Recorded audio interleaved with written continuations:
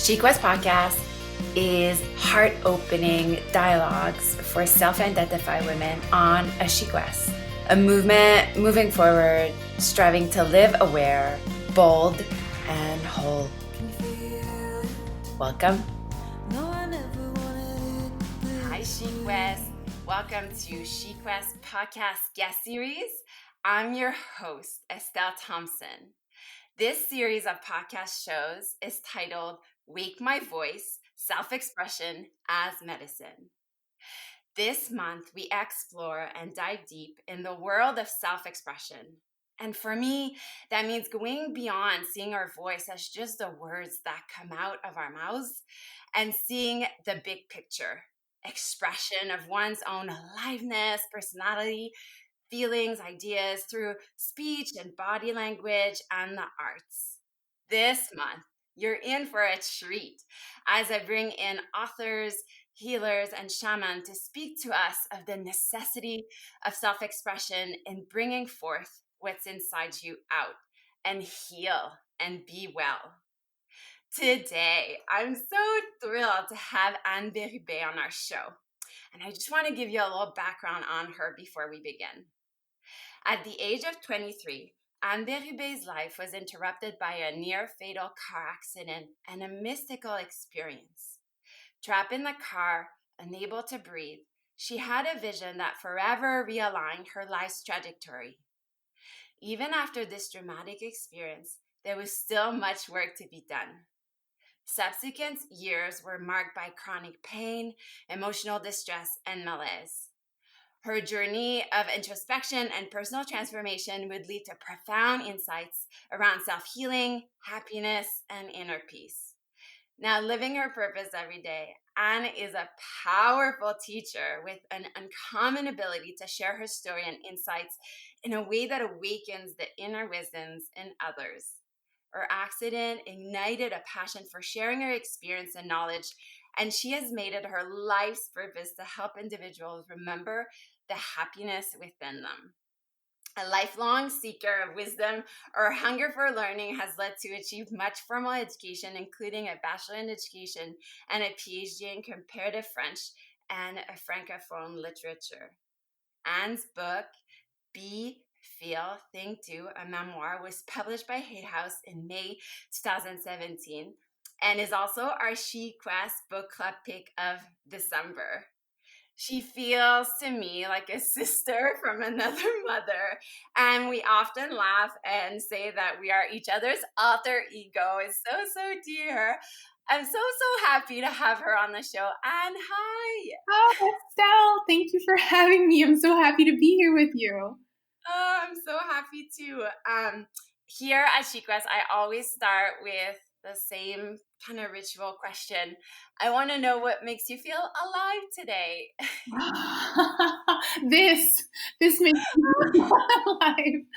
Oh, but it's true. Having deep, meaningful conversations is what brings me so much joy and meaning and freedom, really, to be able to connect with people like you and with your audience. And with the people that I see in the workshops and online, I wake up every morning, Estelle, and I ask myself, after I've brought in this like awareness of love and divine energy within myself, I ask myself, how can I love them today? And so to be able to do this is really what brings me the most meaning and the most joy. I think so too, and that partly why. And I know you have a podcast too, but like that was one of my intention for this platform was that I feel we're so hungry for these conversation. I feel we're like just starved, and we need like the juicy. There's like more to life than like the weather outside and my Tim Hortons muffin. I don't know. I know. And imagine if we asked each other, like if we ran into each other at Starbucks and said, how's your belly today? Like what's going on in your heart this morning? Like if we could just have our conversations be like that, I think there'd be a bit of an acceleration, and it's nobody's fault. It's just so modeled everywhere. We grew up with this surface way of being to protect ourselves. I think so. Oh my goodness, I'm having full body shivers, and we're not into like 5 minutes of our conversation. I just love connecting with you so much. So I'm having you on the show. There's like three topics I want us to touch. The first is really this idea of self-expression as medicine, and then there's another part, and it's a word I found actually on your website that described the happy session, which I've witnessed. I've been to not the complete weekend there, but I've been to an afternoon, and it's the word soul realization. I love that word. I found it. I might steal that. And the last is, of course, your book, which I've highlighted some of the. I mean, the whole thing for me is kind of just like a whole highlight fest. But I've highlighted some of the just a passage that I love so much around just feeling, and I think that will hopefully just circle back to this idea of debunking like self-expression and finding our voice, you know, as women. But before that, and of course I kind of mentioned a bit on your bio, but at SheQuest, we have something we call My She Story. So just to start us off, take us back to the beginning. Tell us about yourself. Where were you born? And like your story professionally and personally, like your upbringing and where you got you know, how you got where you got today. I know it's loaded, but just take us back a little. Yeah, it's a long story, but I'm going to try to keep it for the purpose of self-expression because I think it is Yes. really powerful. So I was born in Baie-Comeau, Quebec. So I'm francophone, was raised in French. So here's the voice again, right? Raised in French, but learned English when I was 5 when my mother took me to New Brunswick for a year. But here's the catch, is she took me away to New Brunswick to learn English, kindergarten, but my dad stayed back. So at 5, I couldn't find him. And the masculine energy is so important in the self-expression. Like once we find this mother inside ourselves and we really deepen our sense of safety with the self-love and the radical soul love, it's the masculine energy, it's the father energy that is needed to express ourselves outwardly and to be seen publicly. So when I think back of missing that energy at that age that was pretty formative when it comes to expressing myself, and that's not in the book. Like this is kind of a new awareness in the past year of that ability to express myself and to show this fire that I had. Kind of started to get a little suppressed at that age. Just this feeling that I didn't have my cheerleader, I didn't have my advocate, I didn't have that man that would take my side, that would protect me during that time. And so, so many points along the way, I can look back and see, wow, I was slowly extinguishing my fire, and with that went my ability to put sound to it, to express myself with it. I can think of writing a paper in high school and really coming from a place of heart and soul, like knowing that this was my truth, and coming home with a D, like a really bad grade, and my mom saying, "Well, you know what you need to do to get a good grade. You need to just give them what they want. You know what they want." And it's it's crushing to think about that. That's kind of how a lot of us, that's how what was modeled is, if you want to be successful, you kind of got to get along with the program. And the program is really outdated. The program does not work for what we know now about how the body and the soul and the mind all work together. What we know now, the program is outdated. And so, if I think about as a woman, a young woman going out into the world, and especially like with men and in my kind of early 20s, just not knowing what I wanted, who I was, and and thinking and feeling really that who I presented myself to be had to be appropriate and had to be for them, not for me. And the car accident was a big turning point, like you mentioned in the intro. But you know, a lot of us have these turning points, and it's not like you need to change your ways, but it's not like your life is completely different. And so for me, it's been a 17-year journey, and it's still going, of rewiring my body, my cells, my nervous system, especially everything around my throat, my mouth, my voice chakra, to be able to sound these incredible fire, wisdom, light that I came with and that every single one of us came with.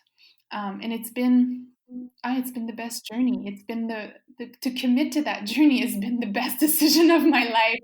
At the time, I don't think I would have said that because it felt so scary to leave, the known behind. But man, has it ever opened up so much for me. Yeah. And I love that. I love that you can retrace it back to like 5 years old. These like moments where like these like mini, I have like this word like oppression, Yeah. it's like oppression. And like even because I read the post, it's just so beautiful what you wrote. It was about that, the voice and leading from 5 years old to being a young woman and like not even knowing you're oppressed, Yeah. not knowing you're oppressed and like, and then now you look back and you're like, oh my goodness, like I had no ground, which I stood on, like I was completely hijacked, Mm-hmm. things I did or like that I didn't want to do that. Why did I do that? Mm-hmm. It's like, because I know when I do like voice work and around my throat and stuff, I too I'm brought back with, because I learned English when I was like 13 years old, and that moment was very definitive for me. Mm-hmm. Um, but it's also almost like I'm grieving of things I could have said. Of like, do you have that experience as well? Like almost this lost time around I that. do. I absolutely do feel that. I have this, sadness about what could have been if I had not lost my voice. And I think that that's completely a natural feeling. And then I'll have these insights and these moments of really strong power and knowing that it was actually quite intelligent. And I can understand that intellectually, but I have to really feel that it was intelligent, that my power in this lifetime comes from me losing my voice. Yeah. Yeah. And I just love, I have a little story around that, but can you tell the story about your husband when he wanted to go to the snowboard shop? I know it's like a silly story, but I, it's such a great, like a reclaim. yeah. Like, and it's these small reclaim that really matter. Yes, and again, like this not knowing that there is an oppression going on because it's been like that forever. So we don't even notice that this is just how things are. So I was having lunch with my husband, and he was eating pretty quickly, and then he finished before me, and I was taking my time and I was enjoying my salad, and he said, well, I need to get to work. Do you think that you could speed up a bit? And I was like, well, I kind of, wanted to take my time. And he said, well, I do have to get back to work. It's okay, fine. I'll just take it to go and I'll finish it, in my office. And so we get in the car and we're driving. And then he says, Anna, do you mind if we just stop like by the snowboard shop for a couple minutes? I just want to look at a board. And my whole body, like I could feel the fire, like this anger, this probably a disproportionate rage come up, like fill up my whole body and go like, oh my goodness, no, we can't. You just rushed me, and I really wanted to enjoy that lunch with you and just take my time. And he says, oh, well, whoa, like you're okay. Wow, you're spicy today. And I was like, I am not spicy. I am clear. And I just like, I felt like a child talking, like almost like there was this shakiness and this vulnerability. And it was so clear to me that I needed to reclaim this, what had been called spicy or bossy or moody. I had to reclaim it as, no, I'm freaking clear in this moment. Like I know this is not okay. And there's a line in the sand that's been crossed. And it's so, and I'm sure a lot of people can relate to that. It's the kind of conversations we have with our spouses, absolutely, all the time. It's this dance, this dance across the line. But to me, that day was it was just kind of telling of how it's been and how I was unwilling to keep it that way. I remember when I first heard that story, I just, it's such it's not even like it's so little that it's like it touched me so much, and I thought the whole audience could really just really get it. And I think it's those moments where we could let them go and think they're not important, and they are important. And when you said no, you weren't just saying no with your throat, you were saying no with your entire body, Exactly. and to know how that feels, so that you may, like, it's almost a muscle, developing. And it's important to know, like, it was shaky in me, even though my husband's not a scary person. He was not yelling at me. Like, it was a very normal conversation, but it was shaky in me to sound that fire out. And I think that's really important for people to recognize that when it feels shaky, it doesn't mean that it's not correct. It just means that that muscle you're talking about, Estelle, hasn't been worked. It hasn't been used in a while. So stay with the shakiness, stay right there on that edge, and stand in your own 2 feet and see what happens if you put sound to that shakiness. Yeah, I love that. I just love it. And sometimes we talk I know a lot of women I coach, like, um, one of the best ways to start this practice is like in a restaurant when you don't get what you want. Yeah. Right? How many times have you gotten something and you just ate? Like, that's happened to me like countless of times. And when I started, like, the first time I said like something was wrong with my meal, like I was a little shaking. I started blushing. Like, no, I felt I had like hives. And to just be like, no, like I have a right to like express myself. And it's silly. And you think it's like, oh no, like you don't want to be inconvenient. You don't want to be like, quote unquote, that bitch, like at the restaurant, Yeah. it's like difficult, like, all these like kind of shaming thing around, being difficult as women, Yeah. but it's like, no, actually, like, it's not a big deal. Oh my gosh. I love that you brought up that example because my husband used to own a fine dining restaurant. So Really? yes, and for him, service and food, it's all very sacred. So when I start to say what's not going right, he's like, Anne, like like Right. like so it's really interesting what what we attract, like that energy. So even if I will say like, no, this is not going well, or this is not okay, like you're like, let them do their job. And like Yeah, yeah, yeah, yeah. oh yeah, Oh, but it's it's so funny because we fascinating. attract that, like we attract exactly what we need to be Yes. pushed. Yes, absolutely. So good. I want to know. So, if we went back, like, when did you think you started awakening, like, your self-expression? And I love how you're so good at, like, Mm. basically, like, what you were missing when you were 5 years old. Because, like, it's paradoxical because you're a speaker now. That's like your job. Well, isn't that interesting, right? Because it was my greatest learning. It was to step into that fear that I felt about expressing my truth. Like the 8 years that it took me to get this book published, and to write it and to get it published, the whole work of it was about trusting the sound of my own voice, the sound of my own fire. And it was not an overnight thing. Like, it was trusting and then completely be terrified, putting it back on the back burner for months, sometimes a couple years. Like, it's just this dance that I did.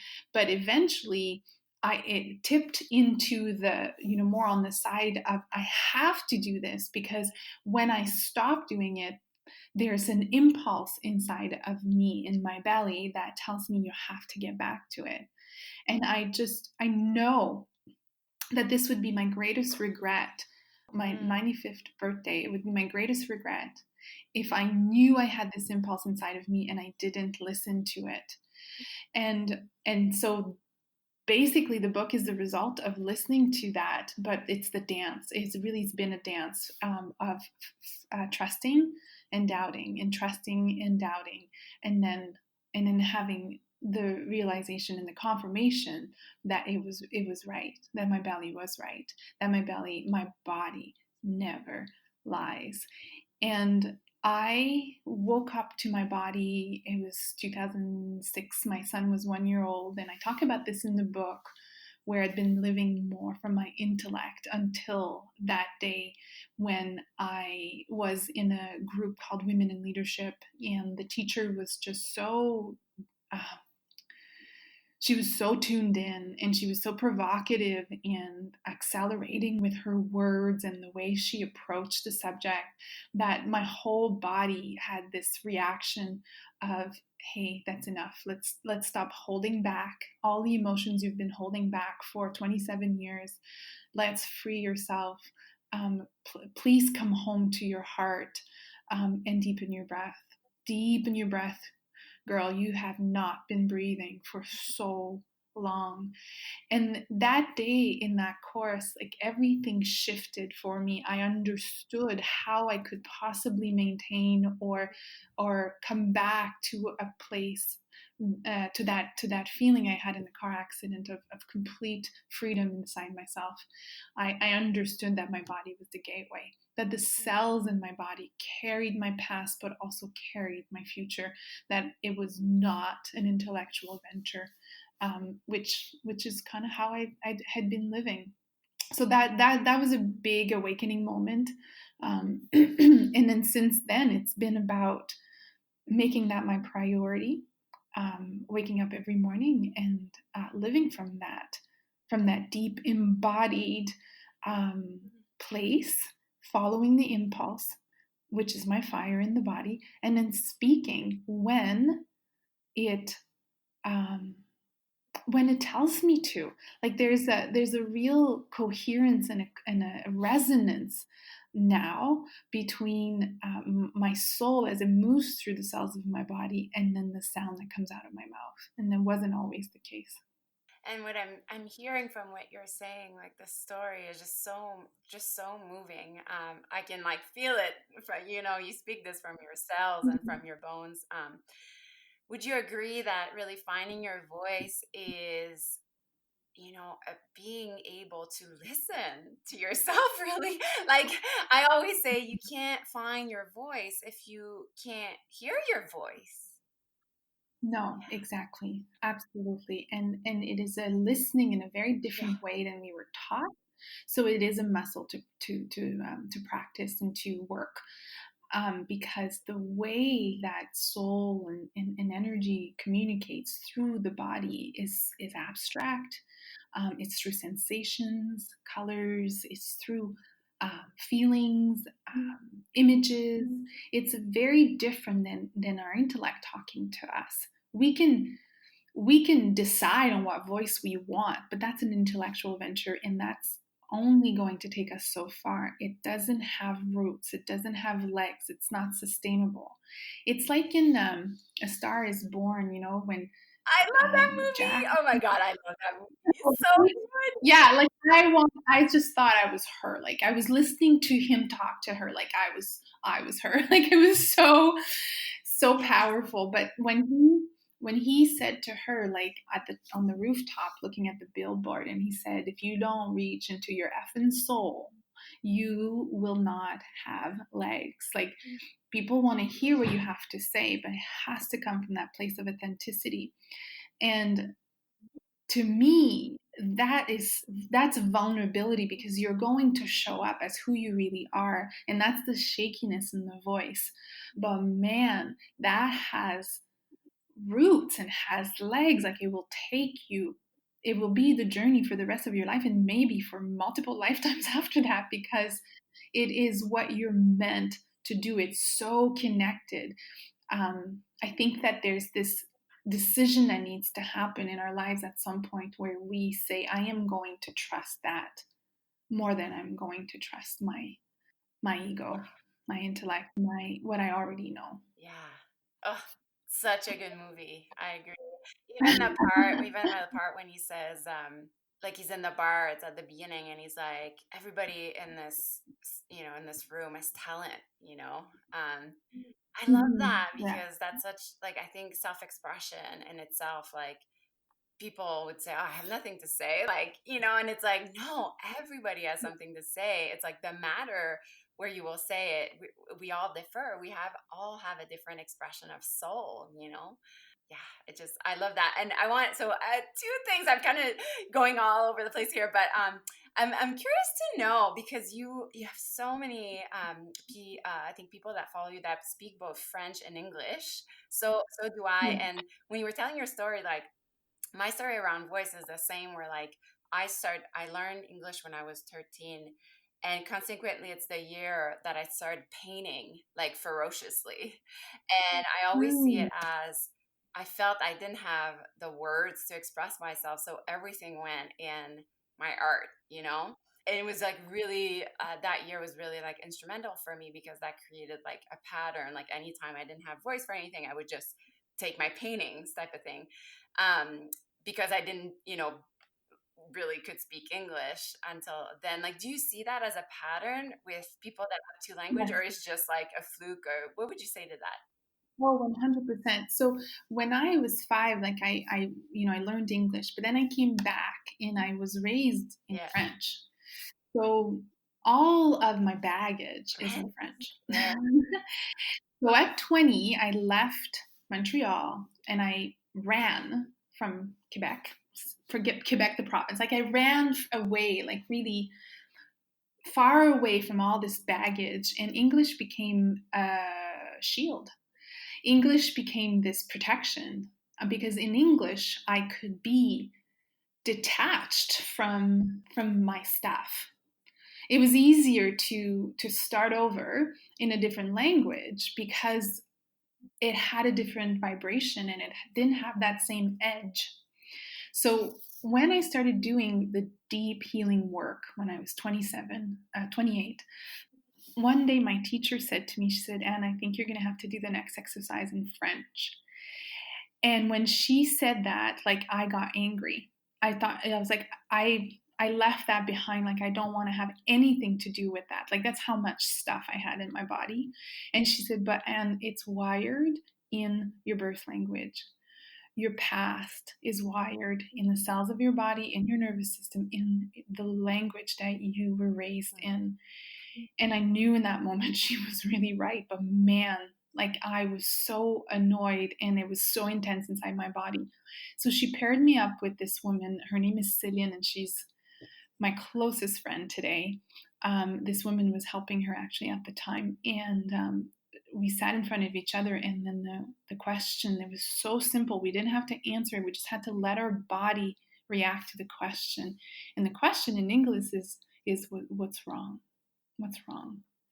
But Céline said to me, Ma belle Anne, qu'est-ce qui va pas? Oh my God. Estelle. I still feel it as I'm telling you this right now. Like, my body just cracked open and wept. Like, when was the last time I heard, Ma belle, qu'est-ce qui va pas? Whew. Like, I don't remember. First of all, I never really heard that from my family members. in French. And then I had a husband who was completely Anglophone, didn't speak a word of French. My kids were also Anglophone. They were very young at the time, actually. My son was only 1 year old. And then my friends were all English. So that was powerful for me. And that's why in the book, when I talk about the day that my mom asked me to stop calling her mama, but calling her Denise when I was 5 years old as well, was a big turning point, because mama, as it comes out of my mouth, has vulnerability, has safety to it, it has tenderness, it has softness to it. And in that moment, she was too annoyed, like it was too much for her to hear that word, mama, mama, mama, mama. Yeah, she was annoyed, like she said, c'était tannant pour elle. And so then I used the word Denise to talk to her, which is the word that everybody uses. So there's nothing special about my relationship anymore. Do you know what I mean? So when I did the healing around the word mama, I could barely get it out of my mouth, Estelle. Like I was trying to say it, imagining my mom in front of me saying it to her, and it was like barbed wire in my throat. It was so, so, so, so painful. So 100%, like if your birth language is different than the language you use to do your healing work, I would highly recommend that you find a healer that speaks your birth language, or that you do an exercise where you actually allow yourself to speak out loud. And that's one of the chapters in my book. I speak out loud to the person in my birth language to allow my body to rewire. But the person doesn't have to be there, just so you know. You just have to sound it out, what you would have wanted to say but never was said. And it will literally rewire your throat, your lips, your jaw, your ability to speak your truth and your fire. Oh, there's so much truth there, and we live such a parallel life. And I'm the same. I like as soon as a kid ran away the farthest from Quebec. I know I did it, and it's funny. Like when I go back, like I know I'll go back 2 times a year maybe. It like sometimes I'll be in a cafe or something, and it annoys me. Like the French, I just think they sound so. I just like, and I know it's like all my shit like coming up. You know, it's like the almost that disconnection, like some that it's so removed sometimes, like I don't have to deal with it. And like, and I try to journal in Yes. French, and like I'm sure I have a past life in France, because going to France has been like really healing for me. But that's almost Yes. like way back. It feels like it so I totally agree. Like whenever I'm annoyed about something, I feel just I know there's something there, and it just struck a chord. How can I be annoyed by my own like mother tongue? Yeah, I can see it. I know it. Like it's so, and I feel like the more that I deal with it, the like every time I go back to Montreal, like I'm like, there's a little more of a feeling of, wow, it's beautiful. Like this is new. Like this is new. I'm like, oh, I I know, miss I do this. the same. I like miss it so much. Like there's like like there's a big exhale. So it's so weird that it's like at the same time as I'm like, oh, I can finally like relax. It's like very free. It feels very free. And then there's another side where I feel they all sound like têteux. Yeah, Like, yeah, why are people yeah, sounding so stupid? Like I don't know. Like, and then it's like my yeah. own thing. It's like the mirror, my mirror. It's yeah. Yeah, yeah, I get I'm so it. glad we touch on this language piece, because it's so symbolic in a way. It's so, so, so symbolic, so, so important. I want to switch gears just a little bit and talk about this word, a soul realization, that I really happily found on your website. But why is it so important to you to teach that? There's a big voice component. I know you make your people like journal a lot in your workshop, like the work that you do, and lots of dialogue as well, Mhm. and soul inquiry. But in a nutshell, like why, like what's that word for you, soul realization? Hmm. I think that we are all born with that incredible desire to realize, to manifest, to create our soul. And the word comes from self-realization, which is kind of, Maslow, not Maslow, but Yeah, I I think can't it's remember his Maslow. name right now. Yeah, you're right. That is it. And it's the desire to realize who you really are. And if we bring it into the spiritual perspective, is who we really are. We carry that unique signature in the soul that we brought into this body for this lifetime. And it is an impulse, a desire inside, a calling inside the body. And everybody has it. If you have breath, you have desire to manifest your soul, and it will look differently for different people. 100%. It's not the same. We don't have the same reason for coming here, but we all have this access to this impulse. And so again, it's like Bronnie Ware, regret-free living. Like, what is it going to be at the end of your life? The regrets that you have, because she spent a lot of time with people on their deathbeds, and those were the regrets. One of the biggest one is I did not live from that place that I wanted to live from. I didn't follow that impulse, that meaningful impulse inside myself. So that's what that means for me. So for me, it changed everything for me. So that's why I want to share it with everybody. I love that. Hey there, interrupting this incredibly heart opening episode to let you know about my new art channel. If you're listening to this podcast as a SheQuest member, this feature is included in the membership sisterhood community. Yay! More than 21 days of mindful art classes and curated topics for each class, such as 21 days of birds and butterfly, 21 days of love and loss, 21 days of women in power, and so on. Classes and programs are being uploaded on a monthly basis. If you aren't part of the membership and would like to try the art channel, this option is now available. Use the coupon SHEART, that's SHEART, all big letters, to get 1 month free. And tell the women and men you know and love about this stunning opportunity to develop a home art practice. SheQuest membership doors will open again in January. But until then, enjoy my art channel and say yes to creative living, yes to showing up, and yes to connection. Now back to our ever expanding conversation. So much. And I don't mean this to be a trick question, but let's say somebody like hadn't read your book or even like wasn't in the Mm-hmm. world that we kind both like we kind of operate from, like what would be, Yeah. let's say, like the first hands-on way, let's say, we could start building a relationship with our soul, kind of nudge at it a little bit, or even like, and for the purpose of our conversation, like, with our own self-expression, what would you recommend? Well, I think everybody can relate to having their heart crack open because something is so moving.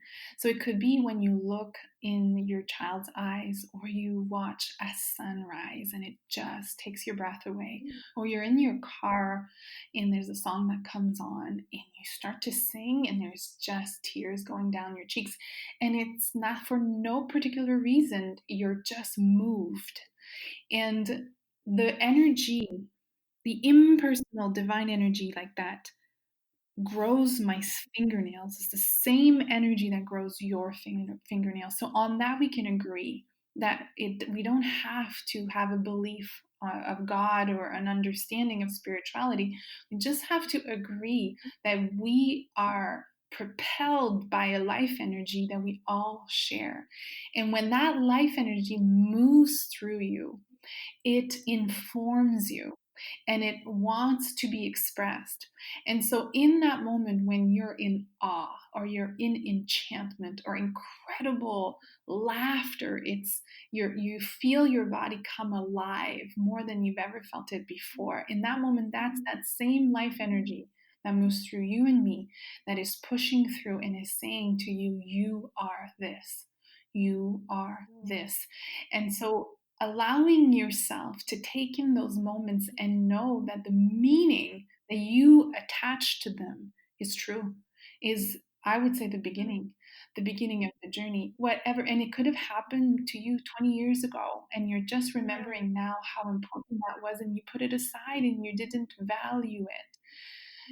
Or it could just be right around the corner for you, where you are invited to come take part in an experience that is incredibly expansive. Give yourself that gift, and from that place, continue to follow the breadcrumbs of awe, of enchantment, of deep feeling, and you will start to learn the language that your life energy uses to communicate with you. Follow the breadcrumbs. Yeah. And who doesn't love bread? Come on.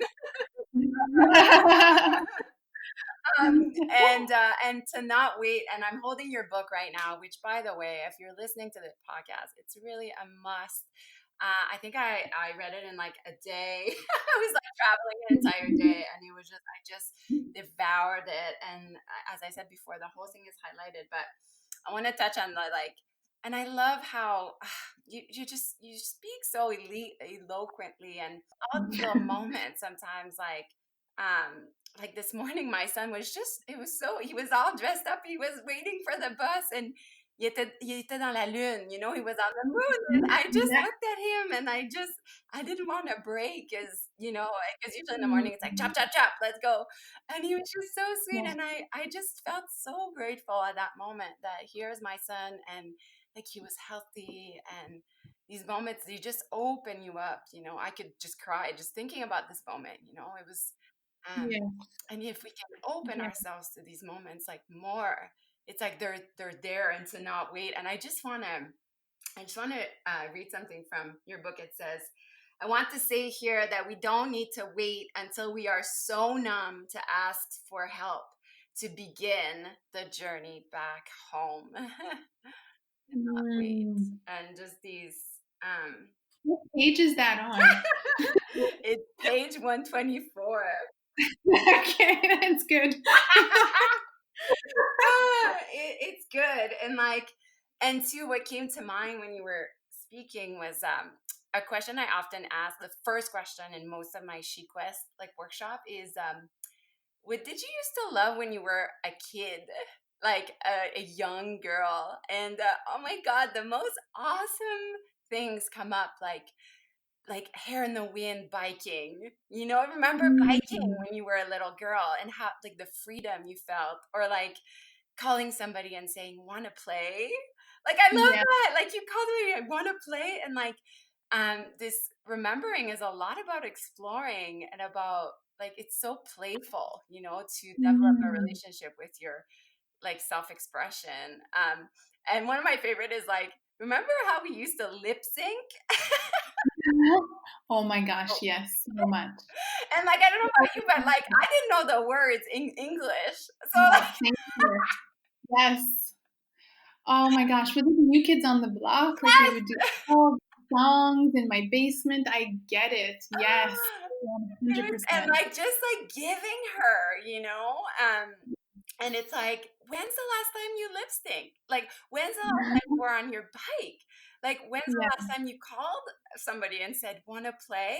Like, these are not like far-fetched things, that like, none of these things cost money, and they do take an effort, and all those things are super vulnerable, but man, like, they open Uh-huh. you up, right? Like, Oh yeah, absolutely. And I know I became serious really early on. And so when you talk about this, my memory is running down the hill so fast that you can feel the wind on your face and in your hair, and then you could fall at any moment, you know? It could happen any moment, but you're not going to fall, but you're going so fast it's a little and scary. almost like to trust, like for me, the wind is, it's prana. The wind is Yeah. your breath. You're made of wind. You're made of, and I know I totally remember doing that too as a kid, and almost like you felt Mhm. supported by the wind, you know. Yes, and So jumping in the water actually, for me, it was jumping in the water, like, I could jump in the water all the time. I loved the fun, the feeling of just hitting the water and being in the water. This connection we have with all the elements, really, the element Yeah. of the Or, earth. Like oh yeah. last year, I did a whole thing where I just laid on the earth and I Mm. could put like flower, and that was so to be like, okay, mama, like Mhm. I, Yeah. like I trust you and I'm safe here. And again, Mhm. the relationship with water, like a Mhm. lot of people, I didn't realize how many people are afraid of water, No. like afraid of jumping in a lake and I mean, we are made of water and our relationship with fire. And I know that's something you talk a lot about, like this relationship with our belly as Yeah. women. Oh my goodness, such a big Yeah. one. So fun. And for our voice too, like, to let go of our belly, to allow ourselves, like, and that's something I learned. And I don't think you would need to be pregnant to learn that, but I realized when I was pregnant how much I held my belly in, and then I had no choice. I could not, I couldn't hold it in anymore. And but I really became in my power because I just gave away that control, Yeah. that I had over my body. Yeah. Exactly. And when we sound ourselves, like even when we're unsure and even when we're feeling insecure, but we put sound to the truth of our experience inside ourselves, we shape our reality, Estelle. Like we literally shape our world. We create the reality of our lives when we speak our truth. It's and you can hear this and say, oh yeah, that's interesting, but try it. Like when you feel something and you feel like hard done by, or you feel like something is happening and it's coming up in you, but you think, I can't possibly share that with my partner right now, or I can't possibly say it. Like even let them know, like, I'm not wanting you to find a solution for me right now. Like I just want to say this out loud, because often our partners want to help us, they want to find a solution, but that's not what we need in the moment. We just want to hear ourselves out loud and be witnessed, which is what we're lacking from our childhood. And so you'll be so surprised at how acceleration will happen in your healing if you can be witnessed more often than not, and own your stuff. Like don't project onto other people, but allow yourself to speak the truth of your experience. You'll be surprised at how much it shapes your world. I love that. I love that. Mm. And so, and I think we've covered that. I was going to ask you, like, how can we start being, feeling, thinking, and doing today? But I think we've answered all these questions in our conversation. I want to just kind of seal our chat here, talk kind of reverting more about you on a personal level, because I know what inspires me the most is knowing like other personal kind of tools for self growth. Like, what do you do on a daily basis that makes you feel alive and grounded and in your body? So, would you mind sharing those with us? Like, just Or favorite personal tools? yes. So as soon as I am aware that I'm awake in the morning, so I'm still laying down. My eyes are probably still closed. Like I just realized, wow, I'm awake. I right away bring my attention to the center of my chest, and I take a few deep breaths in through the nose and out through the mouth, and I feel my inner world. I feel my inner energetic being. And I will often use the mantra, I am that. And to me, that mantra is powerful because it includes all the other mantras. But for someone who really, love or joy or laughter is actually the igniter right now that actually allows them to fully feel who they are, then I would recommend just use what works. I am laughter.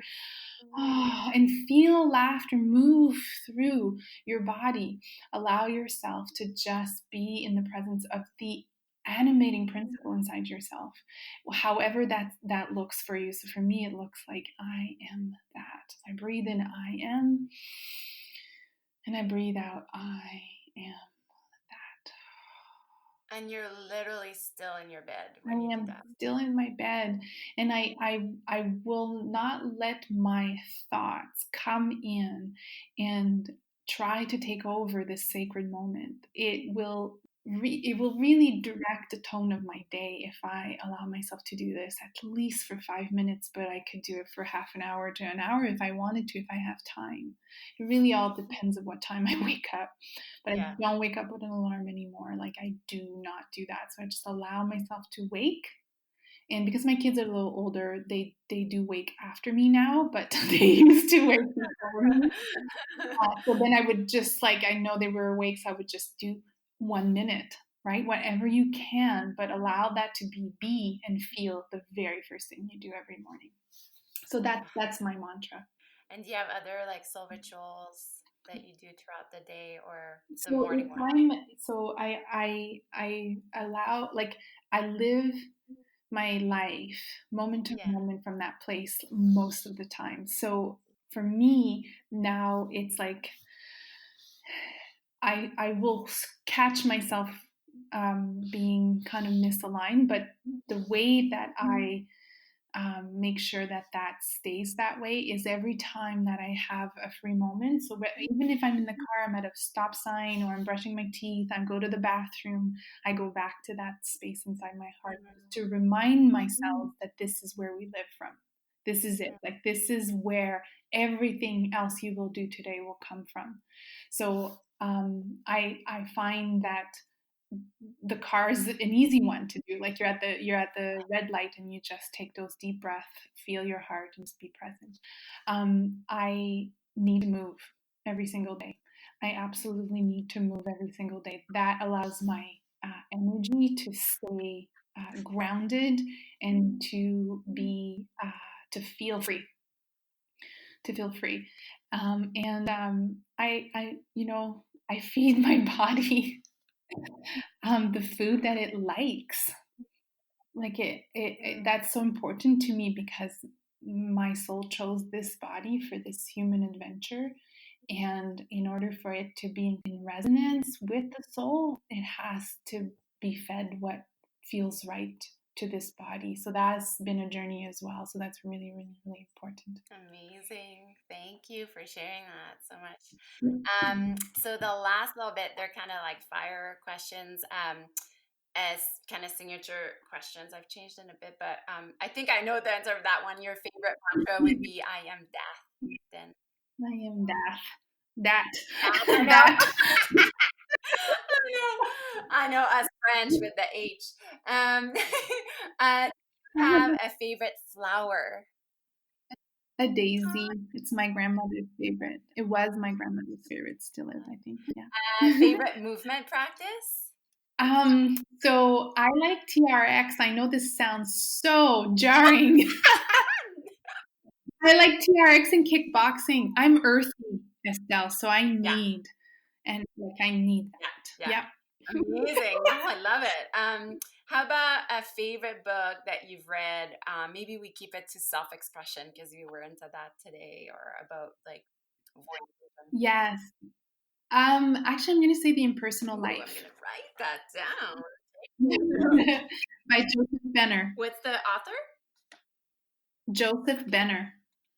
It's a life changer. Wow. Okay, and I'll write it in. Perfect. And how about a favorite podcast? Oh, Dax Shepard. Oh, I don't know. He's Kristen Bell's husband, and I just like that it's different. And he will have Elizabeth Gilbert and Brené Brown, but the questions he asks are so different that you see a different side of the person. I know. I'm just kind of going off track here, but I know because I'm so in this world, like just soul and things very ethereal, and it's kind of sometimes Mm-hmm. I just need like some trash TV. I read a lot of fiction because I just need to like just ground myself back. Do Oh, you find that? I agree 100%. And I realized that about myself recently. And now I give myself permission because Grey's Anatomy and SVU are my favorite TV shows. I know. I'm I'm worse than you. Like I'll watch something like a teenage flick or something. I will do that too. Yeah. The podcast with Dax Shepard, it's called The Armchair Expert. Cool. Hey, Yeah. aren't I nice?